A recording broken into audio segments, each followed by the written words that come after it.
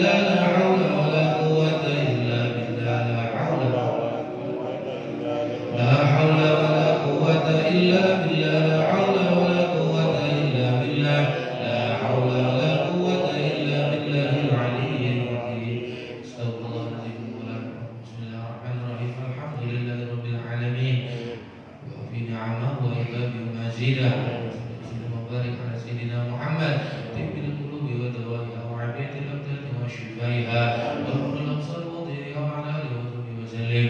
ربنا فإنا عنك فإنا لا نفهم عنك إلا بك اللهم إنك تعلم سرنا وعلانيتنا فاقبل معذرتنا وتعلم ذنوبنا فاغفر لنا ذنوبنا وتعلم حاجاتنا فأتنا سؤالنا. اللهم إنا نسألك إيمانا يباشر قلوبنا ويقينا صديقا حتى نعلم أنه لا يصيبنا إلا ما كتبته علينا والبنا بما قسمته لنا.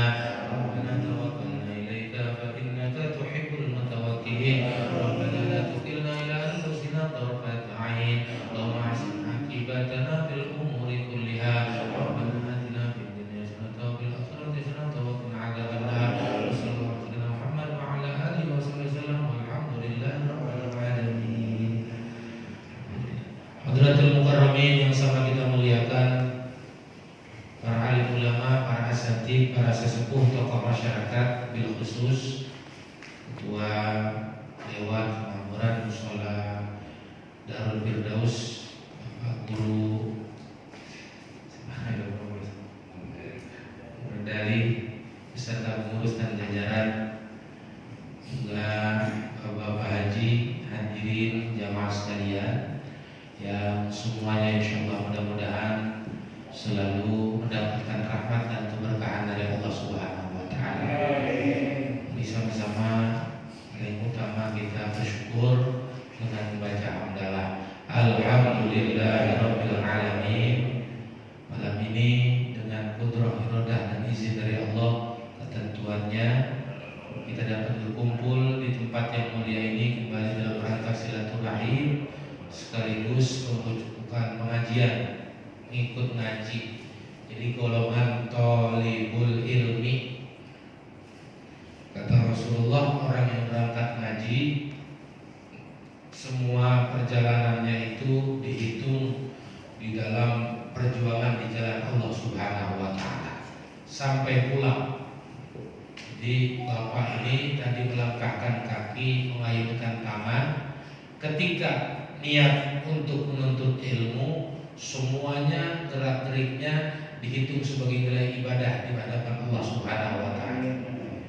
Kalau umpama ada apa-apa, orang untuk lagi ngaji, untuk ilmu itu sampai pun meninggalnya mati syahid. Pengen apa enggak? Mati berarti. Rasulullah sabdakan ada dua golongan orang yang in ashu su'ada wa in matu syuhada. Kalau mereka hidupnya bahagia, dua golongan itu. Kalau mereka matinya mati syahid. Siapa mereka? Yang pertama orang-orang yang senantiasa menuntut ilmu. Dan orang-orang yang menuntut ilmu itu, Mu'alim Ubay ngomong lebih bagus dibandingkan, walaupun dia masih ahli maksiat, kalau masih ngaji itu masih lebih bagus sama ahli ibadah yang gak ngaji. Sebab kalau dia masih mau ngaji, berarti dia punya hati, dia punya ruh lagi didandanin terus. Nah, kalau hatinya udah bersih, udah bagus, udah baik, mau nggak mau, nanti dengan sendirinya dia punya pembicaraan, dia punya akhlak, dia punya gerakan yang gerakan hatinya. Insya Allah lama kelamaan kalau sakitnya sudah sembuh penyakit hatinya, dengan sendirinya Allah menggerakkan dia kepada ketaatan, jauh dari perbuatan keji dan munkar. Amin ya rabbal alamin. Maka disirami terus, diperbaiki terus, insya Allah mudah-mudahan makin hari makin tambah ilmu, makin tambah amal, makin tambah ikhlas kita ibadah kepada Allah Subhanahu wa taala.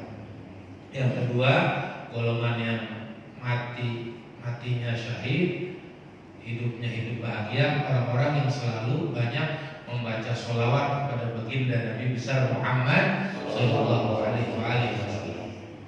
Rasul sabdakan, inna as'adan nas yaumal qiyamah aksaruhum alayya sholatan. Orang yang paling bahagia nanti di yaumul qiyamah di padang mahsyar adalah orang yang paling banyak membaca sholawat kepadaku. Kan Rasul sabdakan inna syafaati li ahli kabair min ummati. Walaupun orang itu banyak dosa-dosa besar, karena banyak baca sholawat, maka dia akan mendapatkan golongan orang-orang yang mendapatkan pertolongan syafaat baginda Nabi besar Muhammad sallallahu alaihi wasallam. Baik jemaah sekalian, malam ini pembukaan saya ingin kita sama-sama sedikit mengkaji tentang surah yang ada di dalam Al-Quran sebagai pembukaan juga. Surah yang menjadi intisari daripada muatan isi Al-Quran, yaitu surah Al-Fatihah.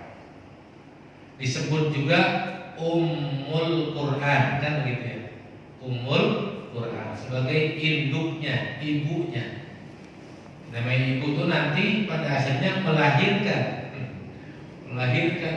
kehebatan-kehebatan, cabang-cabang dan sebagainya. Maka sesungguhnya rahasia di dalam Al-Quran semuanya terkandung di dalam surah Al-Fatihah itu. Al-Fatihah ini surat yang sangat istimewa. Tidak sah sholat seseorang ketika di dalam satu rakaat itu dia tidak membaca Al-Quran, surah Al-Fatihah, nggak sah. Jadi nggak bisa diganti dengan surat yang lain. Saya mau nggak pakai Fatihah mah dikit, pokoknya saya mau bacanya Al-Baqarah. Nggak boleh. Kalau nggak ada Al-Fatihah tidak sah. Itu artinya apa? Ini kedudukan surat yang luar biasa, sangat istimewa buat kita sebagai mukjizat terbesar dari baginda Nabi besar Muhammad sallallahu alaihi wasallam. Dalam keterangan lain baginda Rasul sabdakan Al-Fatihatu 5 quri'at salah. Al-Fatihah itu bisa dibaca untuk apa-apa yang diniatkan. Jadi wasilah gitu maksudnya, perantaraan kepada Allah. Ada surat hebat. Kalau kita mau lihat apa, kita baca surah Al-Fatihah. Ya Allah, apalagi waktu habis sholat 5 waktu, itu waktu yang mustajabah. Pengen anaknya biar rajin ibadah, biar rajin ngaji, biar rajin belajarnya, biar jadi anak soleh, atau punya niatan khusus. Ya Allah, anak saya, anaknya ada 12, ada yang 12 ini anaknya. Sebutin satu-satu, pakai satu-satu dengan niat khusus itu benar. Jadi anak saya namanya si Muhammad, mudah-mudahan dia jadi dokter dengan berkah surah Al-Fatihah itu bacain. Anak saya namanya Fatimah, yang kedua, ya Allah mudah-mudahan jadi ustazah Al-Fatihah, bacain lagi yang ketiga. Nah ini akhlak para wali-wali begitu, para ulama-ulama begitu. Jadi bisa jadi ada orang tua yang barangkali biasa-biasa saja dalam pendidikan ilmu agama, di dalam ibadah, tapi dia berjuang betul dengan doa kepada Allah. Habis sholat tuh nggak lepas buat doain anak-anaknya. Untuk begitu bisa jadi insya Allah anaknya jadi orang-orang sukses dunia dan akhirat. Nah 5 quri'at lah begitu. Buat penyakit boleh. Sakit apa, bacain Fatihah. Punya hajat apa, bacain Fatihah. Dalam tafsir Jalalain itu nama Fatihah itu ada berapa itu? 100 lebih. Asyifa, Qadil Hajat dan sebagainya, sangat luar biasa. Makanya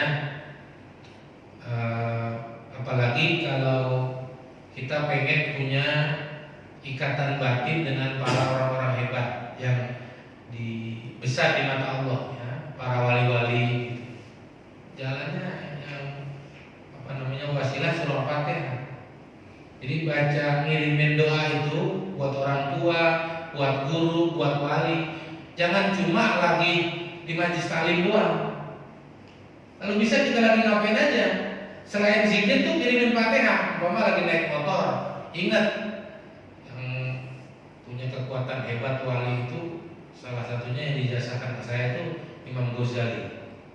Kalau ingat, Ghazali itu salah satu wali yang ilmu tasawuf, ilmu hakikat itu bisa berkembang kuat karena beliau punya karomah itu ekonomi para wali-wali kuat dengan berkah Imam Ghazali.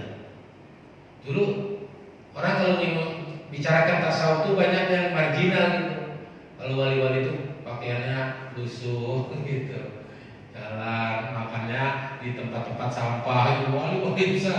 Tapi enggak, setelah datang Imam Ghazali enggak lagi begitu. Jadi banyak wali-wali yang jadi wali-wali besar, wali-wali yang kaya raya sampai tidak nyangka kalau itu wali. Itu kan ada satu riwayat begitu. Jadi ada seorang guru, gurunya itu seorang wali. Karena apa? Ciri seorang wali itu dalam satu kitab, selain dia selalu berzikir kepada Allah, yang kedua dia ahli sedekah. Minimal 50% dari penghasilan. Itu orang kalau sudah mampu 50% dari rezeki yang Allah kasih buat derma agama, itu ciri kewaliannya sudah ada. Kalau kita udah berapa persen kira-kira? Ya masing-masing lah gitu ya. Tuh kalau karena begitu wali kan menganggap bahwa duit bukan duitnya duit Allah, titipan dari Allah. Yang kedua keyakinan mantap. La mana kosomal min sodako, gak bakal kurang harta karena sedekah. Balian pasti ditambah. Kalau kita mah bisa kenapa bahasa ketawa karena belum begitu yakin dengan orang kalian. Urusan kayak apa nih, belum ini, itu urusannya. Kalau yakinnya kurang. Kalau wali enggak, wali mah ahlul yakin. Nah ini beliau ini Soyad, gurunya seorang wali Soyadun. Soyadun itu seorang penangkap ikan apa namanya? Nelayan. Pokoknya hasil nelayan setiap dapat 50% buat sedekah, 50% buat sedekah. Gitu.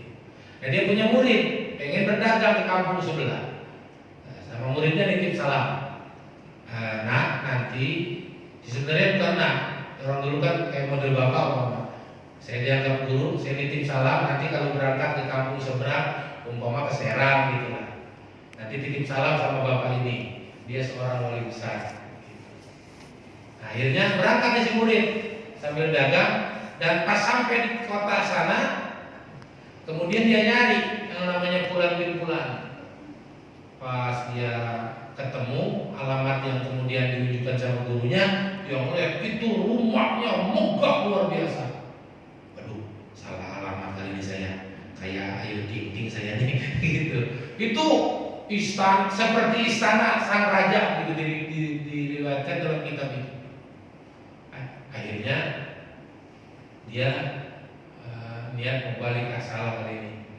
Akhirnya karena gurunya bisa nitip salam kalau ketemu, akhirnya dilanjutin lagi, nitip Pak, permisi, apa ini rumah bapak ini? Betul, bapaknya ada Pak? Enggak ada, lagi ketemu sama raja. Waduh, udah kaya mainannya sama pejabat, udah jauhnya dari wali, gitu kata dia nih. Pulang dan pulang, ingat lagi omongan gurunya, kudu nitip salam. Akhirnya pas dia tadi mau berangkat pulang, gak lama datang salah seorang yang memakai kendaraan mewah luar biasa. Kalau sekarang apa? Kelas paling mahal di mobil Ferrari kan? Kalau Alphard masih kalah ya? Iya. Di atas Ferrari ada apa lagi? Limousine. Limousine ya? Iyalah. Jadi kalau dulu kan masih belum ada barangkali ya. Atau kendaraan onta paling mahal gitu. Biasa nih markabin wamal basin. Jadi yang turun ke rumah itu seorang yang punya kendaraan paling mewah dan bajunya juga mewah luar biasa. Akhirnya karena memang pesan gurunya suruh ketemu, akhirnya dia nyamperin. Assalamualaikum, waalaikumsalam. Dia sampaikan, Bapak, saya muridnya Bapak Fulan. Oh iya kamu, iya. Gimana kabarnya? Baik Pak, alhamdulillah. Terus orang kaya ini nitip pesan sama muridnya, salamin sama guru kamu. Iya Pak. Apa salamnya Pak? Ya, sampai kapan Pak dia itu cinta sama dunia ini? Coba. Ini orang tadi melihat kekayaannya itu udah pusing. Melihat tahu-tahu orang bersama pejabat udah buyang kalau ini wali begini. Tahu-tahu pakaiannya juga mewah begini makin buyang. Yang lebih pusing lagi orang yang kayak model begini kepada gurunya yang ahli sedekah sampai 50% dikata masih cinta sama dunia. Kan makin buyang aja lagi dia. Waduh, ini bener siapa ini kalau begini. Itu akhirnya pas nitip salam model begitu udah dia pulang izin ketemu lagi sama gurunya pas pulang. Pas ketemu sama gurunya ngomong gitu. Gimana? Udah ketemu sama saudara saya itu saudaranya seorang wali. Udah Pak. Terus dia nitip salam apa saya? Nggak nitip salam apa Pak. Takut rupanya nyampein gitu. Ngomong apa adanya. Bilang gitu. Iya. Akhirnya dia jujur. Si murid itu jujur. Kata bapak itu nitip pesan begini, guru. Katanya guru sampai kapan mencinta sama dunia? Langsung nangis tuh gurunya. Jadi orang yang sudah mampu berderma untuk sedekah 50% itu dianggap masih cinta sama dunia. Nah, kalau wali-wali itu sampai kalau guru kita kan di itu udah di atas 75% malah. Nah, enggak. Yang beliau mengatakan sedekah akhi, benar saudaraku.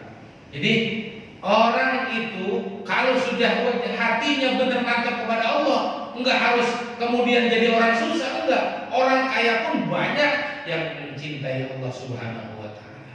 Jadi hartanya, pangkat dan jabatannya bukan di hati tapi di tangan. Mereka itu bisa jadi kekasih-kekasih Allah. Nah, itu terjadi banyak seperti itu la ayyadu rijalullah bisyai'in minal ghina. Itu dari dia begitu di kitabnya. Banyak sekarang wali-wali Allah yang dijadikan orang-orang hebat, orang-orang kaya. Itu menurut Ki Harpan sejarah mencatat adalah karena keberkahan salah satunya Sayyidina Syekh Imam Al-Ghazali. Makanya kalau mau berkas ini rezeki, jangan lupa sering kirimin Fatihah buat Imam Ghazali. Kita lagi kerja, lagi jalan, lagi ngapain aja di Syekh Imam Ghazali Al-Fatihah itu baca. Jadi jangan lagi Al-Fatihah Imam Ghazali Al-Fatihah. Kalau Imam Ghazali sudah kebanyakan ya buat orang tua, ya Allah buat orang tua saya Al-Fatihah. Jangan di depan kuburan doang, jangan di masjid doang. Kenapa? Karena kita sebenarnya mati itu kan cuma pindah saja sebenarnya. Nggak terlepas kita diajarkan sama Al-Quran, sama Islam, sama Allah biar jangan ada putusnya kita dengan orang mati. Buktinya kalau orang meninggal dunia kan kita mandiin, kemudian kita apain? Kapanin, habis kapanin, sholatin. Kalau sholat itu apa artinya? Berdoa. Artinya kita dengan orang mati itu tetap ada hubungan. Ayatnya Rabbana ighfir lana wa li ikhwanina alladziina sabaquna bil iman. Ya Allah ampuni dosa kami dan dosa orang-orang yang telah mendahului kami, orang-orang mati yang seiman. Makanya ini boleh dipakai nih, insya Allah mudah-mudahan jasa ini sampai kepada bapak-bapak juga. Jadi selain kuat daripada iman, Imam Ghazali itu beliau kuat di bidang ekonomi karomahnya. Sering baca Fatihah, lagi sudah punya masalah buat kemudahan para wali-wali. Biarin, kalau orang yang gak yakin dengan model begini, kelas-kelas tetangga yang gak yakin jangan diikuti. Kalau kita yang yakin, insya Allah para wali-wali itu jangankan wali, para syuhada, orang yang mati di medan perang itu gak mati.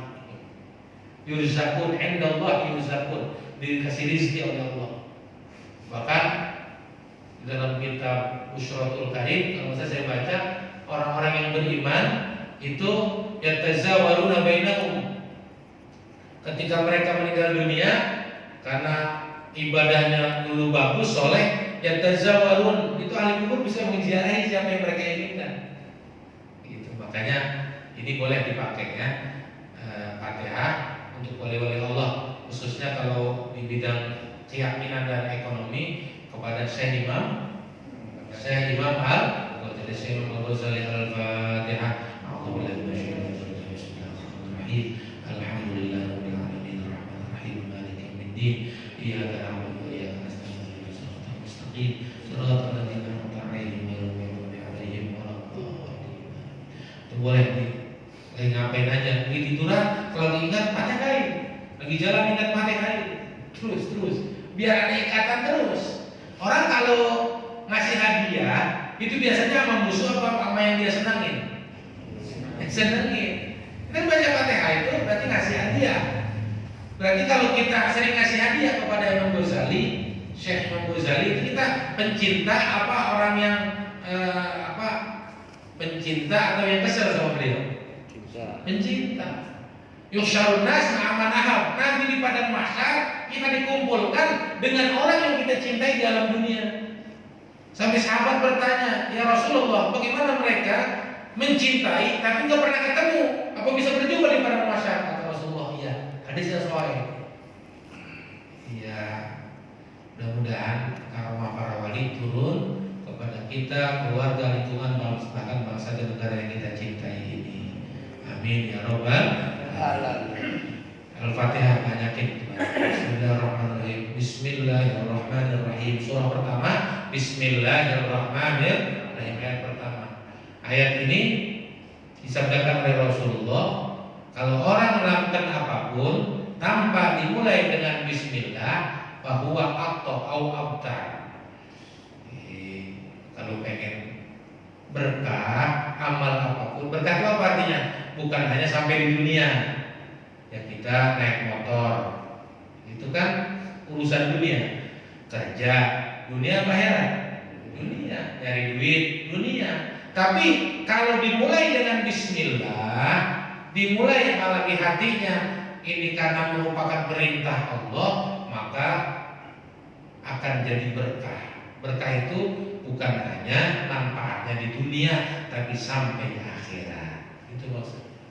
Ibu-ibu nyuci piring, nyuci pakaian, atau kita bantuin ngepel dan lain sebagainya. Itu kalau amal-amalan kita mulai dengan basmalah, insya Allah amal itu diberkahi Allah Subhanahu wa Ta'ala. Kalau berkah itu urusannya Allah bukan kita. Rizki berkah cukup aja. Orang kalau dikasih berkah urusannya Allah.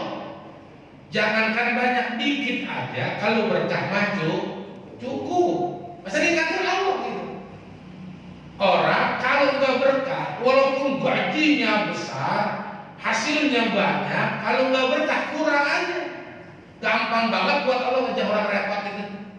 Walaupun gajinya besar memang. Repotin anak main kena narkoba udah pusing kan, habis-habisan dia.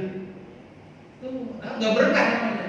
Tapi kalau ekonomi berkah, rumah tangga berkah, kehidupan berkah, insya Allah selalu dibantu dan dicukupi oleh Allah Subhanahu wa Ta'ala. Nah makanya ini baca Bismillahirrahmanirrahim. Biasakan itu.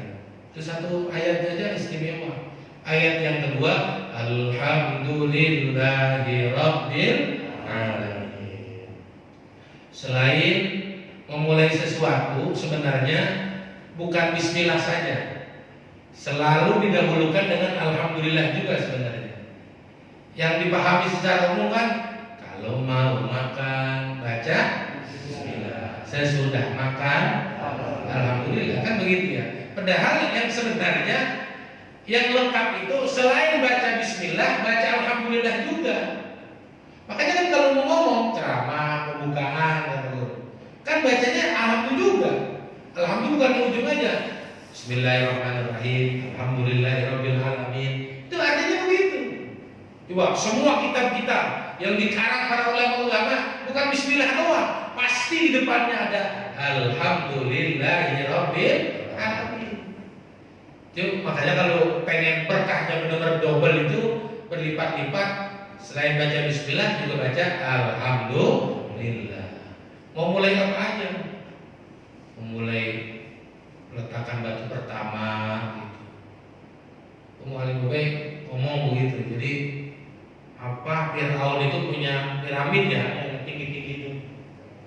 Piramid apa tuh yang numpuk-numpuk doang gitu. Iya, itu kan sampai tinggi berapa meter itu. Itu yang meletakkan batu pertama adalah pengikut Nabi Musa alaihi salam. Jadi meletakkannya dengan membaca Bismillahirrahmanirrahim. Maka sampai kuat luar biasa piramid Fir'aun itu. Nah kan Fir'aunnya cuma niru doang. Nah Yang mengerjakan itu kan budak-budak mengikut Nabi Musa alaihissalam. Kenapa Musa kokoh begitu? Salah satunya membaca Bismillahirrahmanirrahim. Baca juga Alhamdulillahirabbil alamin. Apa aja? Ya. Mulai kegiatan kita dengan baca basmalah dan alhamdulillah. Jadi kalimatnya di sini dijelaskan oleh Syekh Al-Imam Ibnu Athaillah As-Sakandari. Qala Syekh, guru beliau ngomong begini. Allamallah subhanahu wa ta'ala khalqihi an hamdihi wa hamida nafsahu bi nafsihi bi azalihi. Allah paham betul. Ini kenapa ada kalimat alhamdulillahirabbil alamin.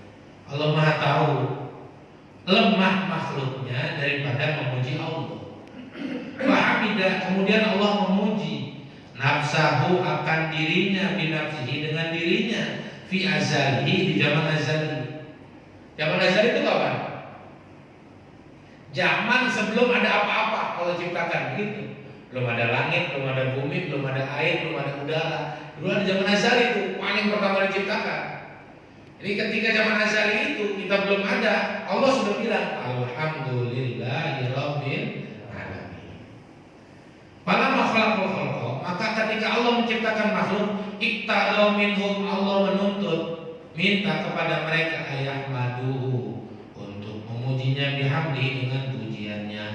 Faqala alhamdulillahirabbil alamin. Nah, jadi kalimat ini yang diajarkan langsung dari Allah. Kalau kita pengen bersyukur, maka perbanyak baca alhamdulillah. Nah, dulu pernah saya jelaskan begini. Kita dalam bermasyarakat, bersahabat, berteman, bergaul, kan kalau ketemu sama teman suka nanya, bener apa enggak? Yang bagus kemarin diajarin afsus salam ya, tebarin salam. Jangan, coy, ngopi ngopi tuanya jelek. Nah itu mulu bolak-balik. Bu, yang ajar Islam malah dihilangin malah. Ya kadang-kadang bercanda begitu ya gak jadi masalah. Tapi yang bagus mah tebarin salam. Makanya dalam apalagi masa COVID seperti ini kan, ngucapin salam itu kan doain biar supaya selamat. Assalamualaikum, semoga kalian selamat dari COVID, dapat dari bahaya, dari musibah. Itu selamatnya selalu, bukan selamat pagi. Selamat pagi bang, ya paginya selamat, siangnya kena. Nah, kalau assalamualaikum selalu doain tuh, dan dibalikin lagi waalaikumsalam gitu. Jadi sama-sama doain selamat. Maka ajaran Islam luar biasa itu. Termasuk kan justru ingin wudhu, kan bersih kita, cuci tangan, cuci hidung, kemur, kan luar biasa. Makanya kalau ya adanya hikmah daripada COVID salah satunya menunjukkan kehebatan daripada ajaran syariat Islam. Itu yang namanya kampret, kalong, kodok kan dilarang. Kan mulanya ini ternyata kita paham semua dari orang-orang Cina yang banyak makan binatang ini yang dilarang. Berarti ajaran Islam ditunjukkan sama Allah. Inilah ajaran yang harus kalian ikutin. Makanya banyak orang berbondong-bondong setelah corona ini mempelajari ajaran Islam dapat hidayah. Nah makanya itu tebarkan salam. Yang kedua, nanti begini ada konsekuensinya. Nanya kabar kawan, gimana kabarnya? Nah kalau temannya itu menjawab alhamdulillah baik, gitu. Alhamdulillahirabbil alamin. Bagaimana wajib hari ini? Alhamdulillah. Itu kalau ketemu begitu teman, besok ketemu lagi, jangan lupa tanya kabarnya lagi. Ya, tanya kabarnya lagi. Karena dengan pertanyaan kita, dia bersyukur kepada Allah. Kan alhamdulillahirabbil alamin itu kan ayat Al-Qur'an. Kalau dia lihatin, dia jadi ibadah baca Quran. Satu huruf 10 pahala, satu huruf 10 dosa, satu huruf 10 derajat diangkat. Hebat apa enggak? Itu salah satu sebabnya kita bertanya. Makanya besok kalau ada teman begitu, kalau ketemu pengurus tanya lagi, bagaimana kabarnya bang? Alhamdulillah. Ya ibadah lah lagi. Kalau orang jawabannya begitu. Kalau ketemu teman kita tanya, gimana kabarnya bang? David begini amat orang tua ya. Tuh kalau ketemu begitu teman besok jangan tanya lagi kabarnya. Jangan. Nah, orang begitu kan syakwa ila rabbih. Dia kehidupan ini semuanya sebenarnya aturan Allah, keinginan Allah, kehendak Allah. Termasuk nasib dirinya kehendak siapa? Kehendak Allah. Berarti ketika dia ngomong begitu, itu aturan yang dia adulin aturan Allah kepada orang yang lemah. Kira-kira kalau kita punya anak, kita bagi dua sekian-sekian, kemudian kita menjelek-jelekin sama anak kita kepada tetangga, bapak mau parah. Kira-kira kesel apa enggak? Itu Allah juga begitu sebenarnya. Allah kan maha melihat, menyaksikan. Dia yang memberikan. Makanya kalau masalah syukur, fadzkuru ala Allah. Ingat-ingat nikmat-nikmat Allah. Kita itu susah, merana, repot hidup. Karena apa? Banyak ingat yang gak enaknya. Padahal rahmati golabat qadobi, kata Allah, kenikmatan dari aku mengalahkan kemurkaanku, hal yang gak enak. Ya, gigi kan yang sakit umpama satu, yang sakit sama yang sehat banyakkan yang mana? Sehat. Tapi yang sakitnya itu yang dikeluhkan aja ya. Jarang-jarang orang sakit gigi, alhamdulillah yang lain sehat, ya Allah. Yang sakit cuma satu, ada nggak? Nah, itu. Iya, kaki kita sakit, alhamdulillah mata saya bisa melihat, ya Allah, walaupun kaki saya sakit. Alhamdulillah telinga saya masih bisa dengar, ya Allah, walaupun kaki saya sakit. Ada yang begitu? Ini yang menyebabkan kita susah karena kita melihat yang sakit, kalau saya bisa sembuhin kaki itu. Itu jadinya, nggak melihat nikmat yang lain. Padahal kita kan semua yang hidup pada napas semua contohnya. Ini pada bernapas apa enggak? Napas itu perlu oksigen, perlu nitrogen. Disuruh bayar nggak sama Allah? Enggak. Sekarang ada nggak orang yang napas itu harus pakai oksigen di rumah sakit? Ada. Jadi kita lagi dikasih gratis. Kita bersyukur apa enggak? Senang apa enggak itu? Senang apa enggak? Sekarang aja senang, dari biasa aja. Itu. Allah. Ayo dengan ngaji seperti ini terbuka. Kenapa kita sebutkan begini? Ahibullah lima yudhukum bihi ni'amah. Rasul pengen agar kita itu makin mencintai Allah dengan terus Allah kasih kita nikmat yang gak berhenti-berhenti. Sebenarnya nikmat Allah kasih sama kita kan gak berhenti-berhenti. Bahkan mata aja kita belum pernah minta sama Allah. Pernah gak minta nikmat mata dulu? Kan gak pernah. Dikasih sama Allah. Berarti Allahnya baik apa enggak? Baik.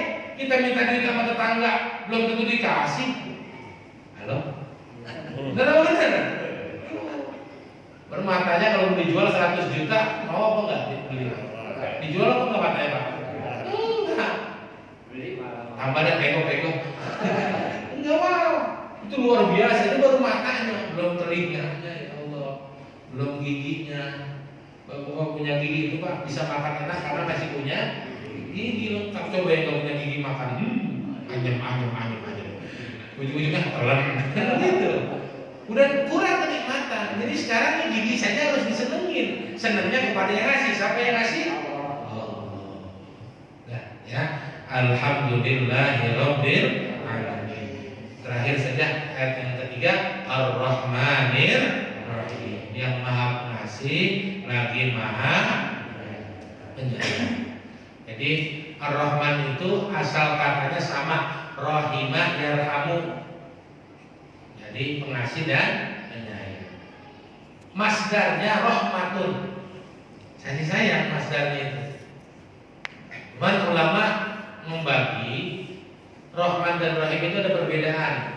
Apa artinya? Rahman itu Allah Maha Pengasih di dunia buat seluruh makhluknya. Enggak pandang bulu, pokoknya disayang kan sama Allah. Pokoknya makhluknya di dunia semua disayang. Mau dia beriman, mau dia kafir, mau sholat, enggak sholat, mau zikir, enggak zikir, semua dikasih sayang oleh Allah. Itu sifat rahmannya Allah. Bahkan kadang-kadang yang rajin sholat duitnya ngutang mulu, yang enggak sholat duitnya banyak. Ada yang begitu. Karena memang sifat rahman Allah mah buat seluruh makhluknya. Tapi kalau Ar-Rahim Maha Penyayang di akhirat. Buat siapa? Orang-orang yang beriman berjuang di jalan Allah dengan keimanan dan ketakwaan di alam dunia. Nah, dalam satu hadis Allah ciptakan 100 rahmat. Berapa?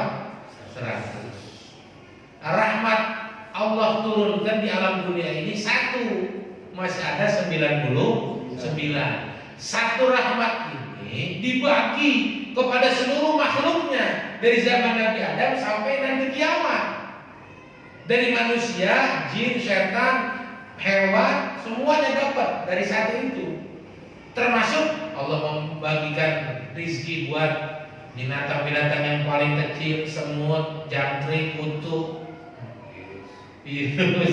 Itu juga sama makhluk Allah. Kan PRT belum pernah mikirin ada berapa semut di RT-nya ya? Pernah nggak? Nggak pernah. Ada berapa nyamuk? Nggak pernah.